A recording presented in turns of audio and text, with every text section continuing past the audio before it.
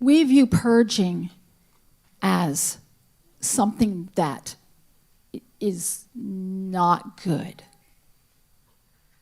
But I want you to pay attention to verse 2 when it says, those that bear fruit are purged or pruned. So this is not a discipline. This is not a get it right or get left. This is that God viewed that you bore fruit. Therefore, since you bore fruit, you must be pruned.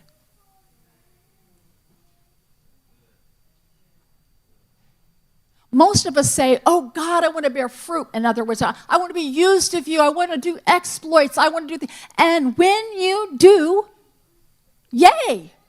And there's a season of yumminess fruit. Man, bite into that apple. Bite into that juicy tomato. There is a moment and time, which is a season again, where you get to go yumminess with fruit. It feels good, looks good. You're cruising. It's amazing. And then that season's over.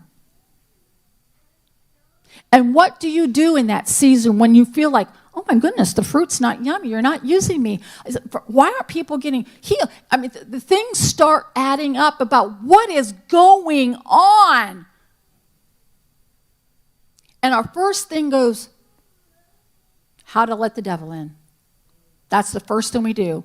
I must have let the devil in. Well, I think that's a good place to start necessarily, because I think we always should not do so much self-introspection. It's introspection, but what I believe that we should be very sensitive to the Spirit of God showing us things. So when things look really bad, you don't go digging in the sewer to find out what you did wrong. You let the Holy Spirit show you, is this a season that I need to pay attention, like I've opened the door to something? But it's not in a way that says, a condemning way even for yourself.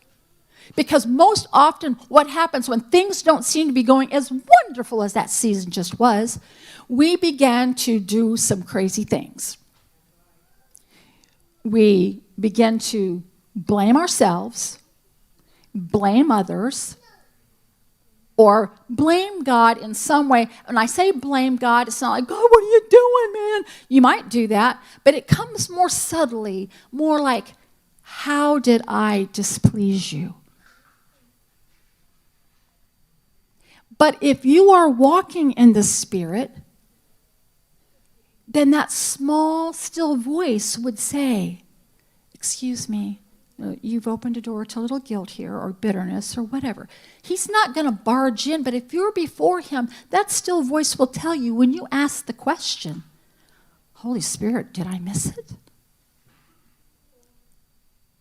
But if we come into this already thinking we're guilty, that we must have done something wrong, or somebody must have done something, instead of going in with a humble heart going, what gives? Where am I? What's happened? Because I'm going to tell you that something about pruning, that plant has no idea. That tree, that crepe myrtle out there, they don't know you're coming with those pruning shears. The falling of leaves is a season, but the tree is working for that. When it grows, it's working for that. But pruning is just a snip, snip, ouch. What is happening? What was is no more. The leaves are gone. The fruit's gone. It's not because it had a dying, decaying process. It just was gone. Well, when you feel cut off, you go, oh, you start to go. But pruning is just that. He doesn't come and go, oh, by the way, I'm coming with the pruners. I'm going to slice and dice today. Hope you're ready. That's not how it works. Because we're supposed to be instant in and out of season. That doesn't just mean prayed up that I'm going to lay hands on the sick. That means I'm going to be ready for whatever comes my way.